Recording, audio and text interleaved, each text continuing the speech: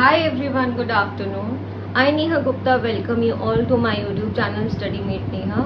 And दोस्तों, आज हम इंडियन पॉलिटी की क्लास 16 डिस्कस करने वाले हैं.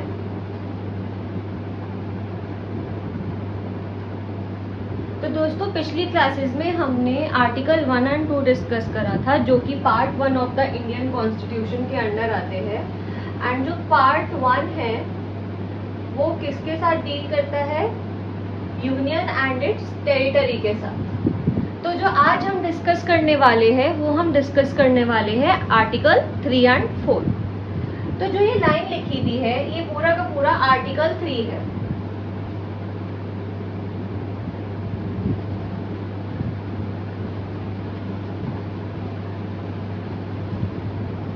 Article 3 deals with the formation of new states and alteration of areas, boundaries और names of existing states. तो दोस्तों, आपके मन में यह आर्टिकल देखकर एक डाउट आ रहा होगा कि ऐसा कुछ सेम तो हमने कल भी पढ़ा था आर्टिकल 2 में. बट आर्टिकल 2 और आर्टिकल 3 के बीच का डिफरेंस ही यही है कि जो आर्टिकल 2 है वो उन स्टेट्स की बात करता है जो कि पहले से यूनियन में नहीं है, जो उसके बाहर है. बट जो आर्टिकल 3 है वो उन सारे areas and boundaries and states की बात करता है जो पहले से ही यूनियन का एग्जिस्टिंग पार्ट है. तो आप इसमें एग्जिस्टिंग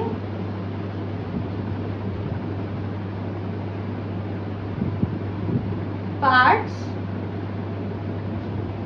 और स्टेट्स ऑफ द यूनियन की बात करते हैं.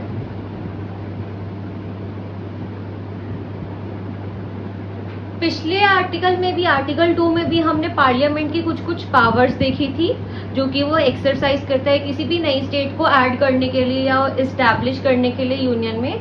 जो आर्टिकल 3 है उसमें भी हम कुछ पार्लियामेंट्री पावर्स के बारे में ही बात करेंगे that it exercises while adding और establishing a new states within the union. तो वो किस किस प्रोसीजर के हिसाब से करता है, ऐसे क्या क्या वेज है जिसके हिसाब से जो नई स्टेट्स है उनको एग्जिस्टेंस में लाया जा सकता है. तो सबसे पहला मेथड तो यही है. These are some of the ways और द मेथड्स, ओके, जिनसे नई स्टेट्स लेकर आई जा सकती है या फिर जो एग्जिस्टिंग स्टेट्स है उनको ऑल्टर करा जा सकता है, उनमें बदलाव लाया जा सकता है. तो सबसे पहला तो यही है bye separation of territory from any state. एक स्टेट है, उसमें एक टेरिटरी है, आप उसको उससे सेपरेट कर दो. पहला तरीका तो ये हो गया. दूसरा है यूनाइटिंग 2 और मोर स्टेट्स. 2 स्टेट्स है उनको मिला दो, एक ही बड़ी स्टेट बन जाएगी. एक तो ये तरीका है ऑल्टर करने का, नई स्टेट फॉर्म करने का. तीसरा ये है यूनाइटिंग पार्ट्स ऑफ स्टेट्स. जो स्टेट है उसके अलग अलग पार्ट्स को आप एक साथ मिला दो. तीसरा तरीका ये है. चौथा तरीका है uniting any territory to a part of any state. कोई टेरिटरी एग्जिस्ट कर रही है और एक दूसरी स्टेट एग्जिस्ट कर रही है, तो चौथा तरीका ये कहता है कि आप उस टेरिटरी को जो स्टेट से हटकर है उस स्टेट के किसी पार्ट में मिला दो. तो ये भी आपका एक ऑल्टरेशन या फॉर्मेशन का तरीका है. Fifth way states that by increasing और decreasing the area of any state. या तो हम किसी स्टेट के एरिया को बढ़ा दे या कम कर दे, इससे भी वो ऑल्टर हो जाएगी. Lastly by altering the boundary और name of any state. Changes और कैसे लाए जा सकते हैं? या तो जो उसकी बाउंड्री की जो मेजरमेंट्स है आप उसको चेंज कर दो. वो तो बड़े छोटे में ही हो गया कि या तो आप उस स्टेट का एरिया बड़ा कर दो, छोटा कर दो, बाउंड्री इधर की थोड़ी उधर कर दो, मतलब बाउंड्रीज को चेंज कर दो. या फिर अगर आप उस स्टेट का नाम भी चेंज कर देते हो तो भी ऑल्टरेशन या फिर फॉर्मेशन करी जा सकती है.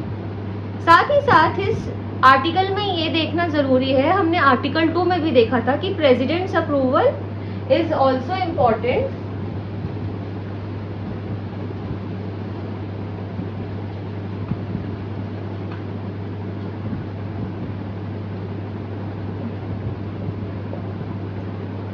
प्रेसिडेंट की जो अप्रूवल है वो इम्पोर्टेंट है. साथ ही साथ हम ये देखते हैं कि हम कुछ एग्जिस्टिंग स्टेट्स के साथ छेड़खानी कर रहे हैं, उनके मैटर्स में इंटरफेयर कर रहे हैं, जो उनके बाउंड्री के मैटर्स है या फिर उनकी पूरी एग्जिस्टेंस है उसमें हम छेड़खानी कर रहे हैं। तो स्टेट लेजिस्लेचर की ओपिनियन भी ज़रूरी है। तो जो वो बिल होता है रिगार्डिंग ऑल्ट्रेशन और formation of the new states, उस बिल को स्टेट लेजिस्लेचर के पास भेजा जाता है।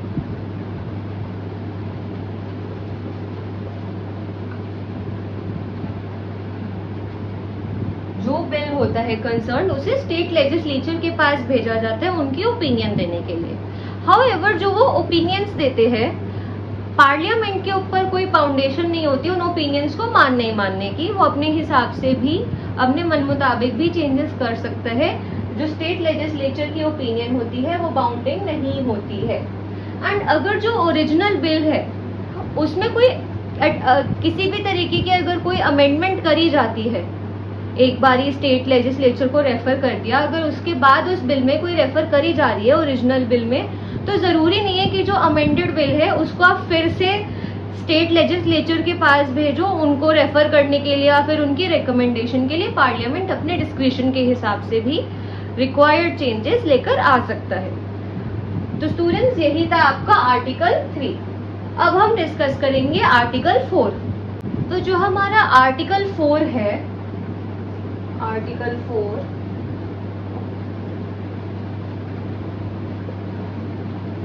वो क्या कहता है? Laws made under articles 2 and 3 to provide for the amendment of first and fourth schedules and supplemental, incidental and consequential matters. मैं सच्ची बताऊं तो जब मैंने भी ये वाली एक बार ये स्टेटमेंट पढ़ी थी ना, मेरे भी सब दिमाग से ऊपर चला गया था, मेरे भी कुछ समझ नहीं आया। फिर मैंने इसे समझने की कोशिश करी और चीज़ें रेफर करी तो मुझे थोड़ा समझ आया। तो सिंपल भाषा में इसका आर्टिकल 4 का मतलब ये है कि जो हमारा आर्टिकल 2 and 3 है, अभी हमने पढ़ा ना, वो किसकी बात करता है? बाउंड्रीज एंड स्टेट्स को ऑल्टर करने की, नई स्टेट्स को एस्टैब्लिश करने की। जो आर्टिकल 2 है वो उन सारे एरियाज के बारे में बात करते हैं जो कि हमारी यूनियन में पहले से एग्जिस्ट नहीं कर रहे होते हैं। और जो आर्टिकल 3 है वो उन सारे एरियाज की बात करता है जो हमारी यूनियन की टेरिटरी में पहले से ही है। तो बात तो वो कुछ अमेंडमेंट की ही कर रहे हैं ना, कुछ चेंज की ही कर रहे हैं। तो जो आर्टिकल 2 and 3 है वो चेंज की बात करते हैं, ठीक है, ये हमें पता है। एक लाइन तो हमारी सॉर्ट हो गई। ये क्या बताना चाह रहा है? अब जो आर्टिकल 4 है, क्या वो क्या प्रोवाइड करता है? It provides a kind of bridge.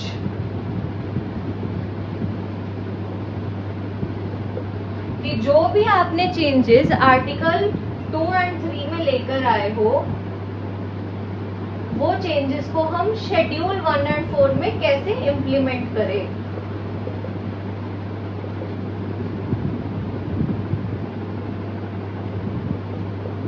And क्या ब्रिज, क्या आसान बना देता है वो, कि हमने देखा हमें अगर कॉन्स्टिट्यूशन में किसी भी हिसाब का चेंज लाना होता है तो हमें कुछ कॉन्स्टिट्यूशनल अमेंडमेंट्स करनी होती है।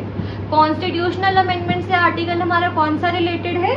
आर्टिकल 368।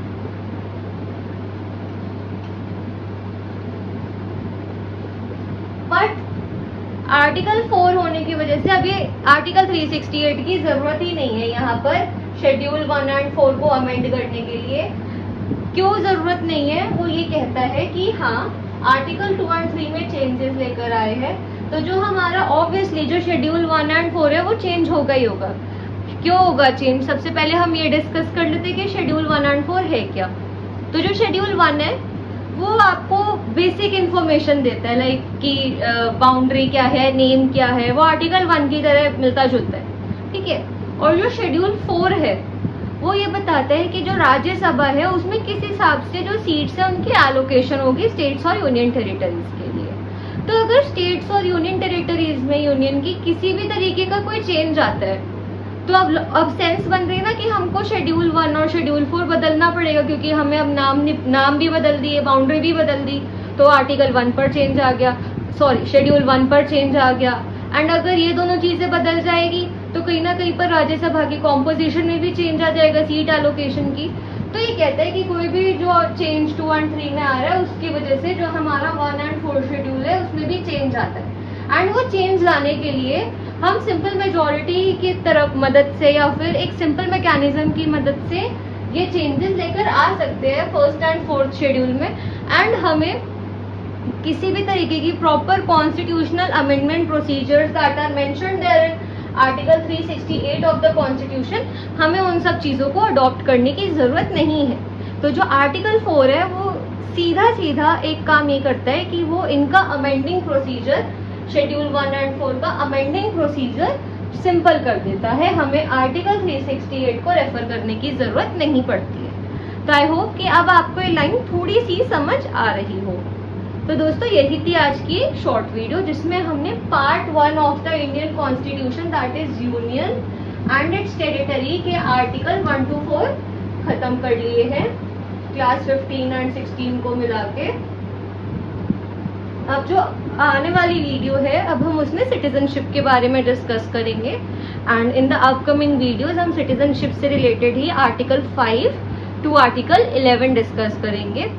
आई होप कि आपको सब कुछ ये पढ़ाया हुआ समझ आ रहा हो। एंड मैंने आपको जैसे बताया था मैंने अपनी हिंदी क्लासेस भी लॉन्च कर दी है, तो आप प्लीज़ उन्हें भी देखिए ज़्यादा क्लैरिटी के लिए। एंड जिन्हें हिंदी मीडियम की ज़रूरत है वो उनको रेफ़र कर सकते हैं। आप प्लीज़ वीडियो को लाइक और शेयर ज़रूर करें एंड चैनल को भी सब्सक्राइब करें। Thank you so much.